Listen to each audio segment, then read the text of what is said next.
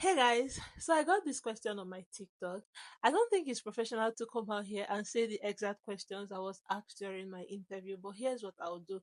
I'll talk about how I'll prepare for a Genomics STP interview if I had to prepare for one today. I'll also do one for cancer because, of course, it's my specialty and I can talk about cancer genomics. But for this video, let's talk about how I'll prepare for a Genomics STP interview if I had to prepare for one today. First of all, I'll go back online and familiarize myself with the basic terms that are used in the specialty like gene, genome, DNA, those type of terms, just to get used to them again. Then I would visit the genomics test directory for rare and inherited diseases. It's a document that have all the approved tests for rare and inherited diseases, as well as the technologies they use to test for them. So I would visit that document and familiarize myself with the very popular rare and inherited diseases. I'd also visit my top location laboratory webpage if they have one, just to know if it's possible to find the main genomics tests that they run.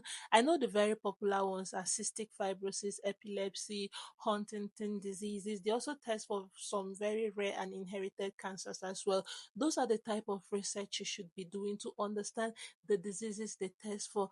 Then, very importantly, I would also look at the genomics test directory for the technologies they use to run those tests. So, if we're talking about Huntington disease or if we're talking about any disease at all, the technology that should be used would also be available on that document. Then I would familiarize myself with how those techniques work as well as how it's used. I know that cancer genomics and genomics have a lot of things in common. So for the techniques, we have the cytogenetics part as well as the molecular diagnostic part. So for cytogenetics, we'll be talking about karyotyping fish. Fish stands for fluorescence in situ hybridization. Then we'll be talking about microarrays, those type of technologies. Then for molecular diagnostics, we'll be talking about next generation sequencing, whole genome sequencing, and all the sequencing technologies. Then we'll have PCR, qPCR, those type of techniques. I would make sure I understand how they work. Then for those popular tests, I would understand the techniques that are used to run each test and make sure I will be able to talk about at least one, two, three of the very popular ones. I hope you get what I mean.